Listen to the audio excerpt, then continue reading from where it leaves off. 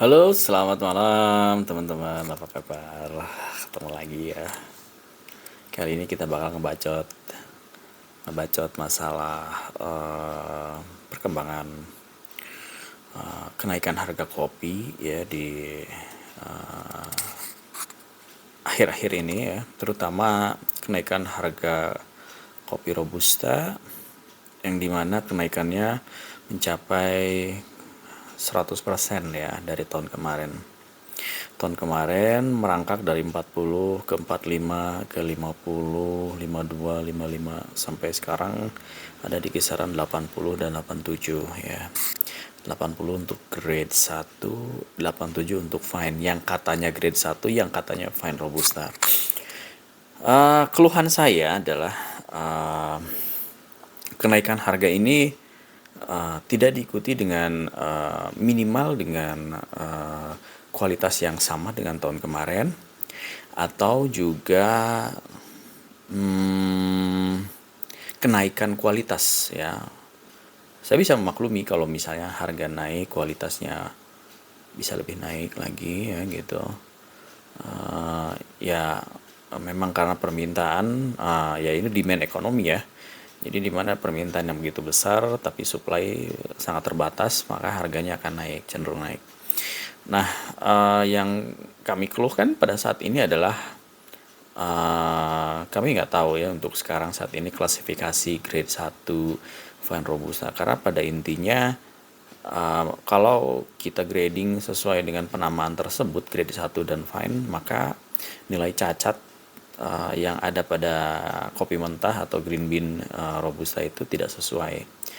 Jadi kalau saya boleh bilang grade 1 tahun kemarin jauh lebih baik ya dari grade 1 tahun sekarang. Jadi grade 1 tahun sekarang itu saya boleh bilang kok dia kayak ini ya, kayak pengikut LGBT. Pelangi gitu. Banyak banget quakernya, Bro. Terus ya itu eh, tidak konsisten ya dari batch ke batch ya. Kadang batch yang pengiriman yang minggu kemarin bagus ya, kadang yang minggu ini agak sedikit pucat warnanya dan banyak cacat ya gitu. Dan tetap harganya naik dan tetap namanya grade 1. Ini yang kami keluhkan di hilir ya, atau di ya middle lah gitu, terutama em, kami sebagai seorang roaster harus pinter-pinter kembali lagi mengencangkan ikat pinggang dan menyingsingkan lengan untuk memperketat proses sortir ya. Dan mau tidak mau kami pun harus menyesuaikan harga jual kami kepada konsumen. Nah, peliknya adalah bagaimana cara kita mengkomunikasikan kepada konsumen. Syukur-syukur kalau konsumen yang ngerti. Ya, kalau konsumennya yang nggak ngerti, kalau kenapa harganya naik, bla bla bla bla bla bla. Nah, cara kami adalah tentu saja kami memberikan pengertian ya, memberikan informasi yang sebaik-baiknya pada konsumen kami agar konsumen kami memahami bahwa memang harganya diharuskan untuk menyesuaikan naik ya. Dan kami juga berusaha men-reach kepada customer bahwa kenaikan ini memang tidak terelakkan. Jadi komunikasinya tetap harus jalan ya, komunikasikan yang enak. Untungnya kami dari dulu memang nggak pernah jualan untuk banding harga gitu ya. Oh ya udah murah aja dulu lah biar lu langgan sama kita gitu. Tapi kami memberikan value yang lebih. Jadi biasanya kita reach out apa kebutuhan mereka gitu ya, walaupun uh, ada beberapa yang ngomong uh, over apa namanya ya, over service. Ya nggak juga gitu. Intinya kami ingin menyamakan frekuensi ya, jadi frekuensi customer kami bahasanya bisa bisa nyambung, jadi menyamakan frekuensi agar hal-hal yang seperti ini bisa enak dikomunikasikan. Alhamdulillah customer kami baik-baik semua, bisa menerima dengan lapang ya gitu. Dan kami selalu mensupport ya kinerja atau penjualan mereka agar kita sama-sama win-win solution. Nah, kembali lagi ke sektor hulu ya. Jadi masalahnya konon katanya adalah Vietnam mengalami gagal panen robusta ya, dan itu berimbas kepada permintaan kopi robusta yang sangat besar demand-nya di Asia. Dan data-data ini juga ya saya dapat data-datanya hanya berupa cuplikan berita aja, news ya. Dan memang kalau dilihat dari harga kopi robusta di bursa ya, memang harganya nggak setinggi itu ya. Jadi memang tinggi banget gitu, kurang lebih di saya lupa ya berapa kisarannya, mungkin kalau dirupiahkan 60.000 70 ribuan ya. Tapi correct me if I'm wrong gitu ya. Tapi memang harga kopi robusta ini mengalami harga yang cukup tinggi. Solusi bagaimana kalau robusta tetap naik? Ya, kami akan komunikasikan kembali kepada konsumen apakah mereka akan tetap memakai kopi robusta sebagai pilihan untuk espresso base mereka, atau blend ya, ya maksudnya robusta pure atau robusta di blend dengan arabica ya, apakah mereka akan tetap memilih opsi tersebut dengan tentu saja harga yang kembali menyesuaikan, atau kami memberikan opsi bagaimana kalau misalnya kita tidak ambil dulu robusta untuk saat ini, tapi kami akan memberikan opsi untuk mungkin berpaling kepada arabica ya untuk espresso base mereka. Jadi ya mungkin ada beberapa yang base kopi susu bisa berubah rasanya, tapi untuk saat ini memang ketersediaan bahan baku menjadi sebuah isu yang cukup menjadi cukup menjadi perhatian ya, sehingga barangkali mereka bisa menggeser produk andalan gitu. Dan di tengah naiknya harga kopi robusta dan kelangkaan kopi robusta, kami juga mendengar ada beberapa brand-brand kopi besar ya dengan membuka harga kopi dengan harga 7.000. Dan ya tentu saja kalau dari sisi perhitungan memang agak-agak cukup di luar nurul gitu. Tapi itu strategi mereka gitu. Saya yakin berapapun harga yang mereka keluarkan, pasti mereka mempunyai margin yang keuntungan ya, mempunyai keuntungan yang mungkin nggak terlalu besar, tapi ada marginnya, nggak mungkin lah mereka jualan rugi gitu. Karena brand besar mempunyai research and development yang lebih mumpuni.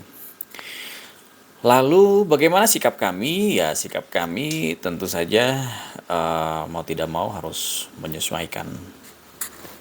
Iya dong, menyesuaikan dong.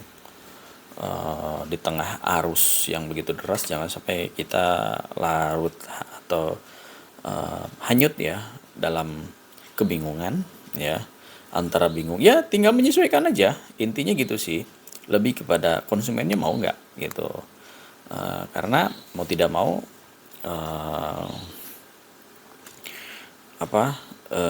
kopi ini tetap menjadi pilihan kedua ya, maksudnya konsumsi yang saya maksud adalah kopi ini adalah sesuatu konsumsi minum atau makan yang memang banyak dicari ya oleh konsumen, dan kecenderungannya juga menuju ke arah yang naik ya untuk konsumsi kopi di dunia, walaupun di kita tidak secara konsumsi per kilo per tahunnya juga masih belum sebanyak orang-orang Eropa. Tapi ini menjadi PR buat kita, bagaimana kita sebagai roastery juga bisa memberikan semacam simbiosis mutualisme ya gitu, hubungan yang saling menguntungkan.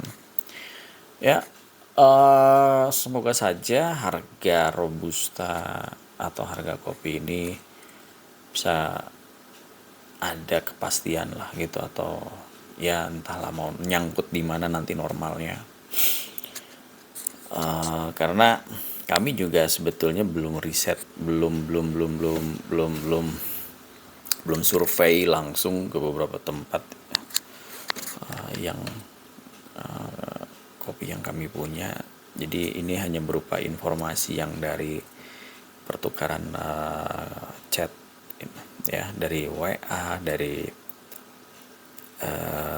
teman-teman yang lain, obrolan-obrolan teman-teman pegiat kopi yang lain. Jadi ya mungkin kalau kalau pikiran aralnya ini, kalau aral itu ya pikiran yang agak sedikit marah gitu ya kalau misalnya naik harga terus. Robusta bisa nyentuh harga 100, ya udah kita mungkin kita alihkan aja ya, kita nggak beli dulu Robusta sampai pasar stabil ya harganya. Ya, kita butuh kepastian harga yang kadang naik, kadang ya nggak naik, bukan kadang naik kadang turun, ya naik terus gitu. Mungkin kita bakal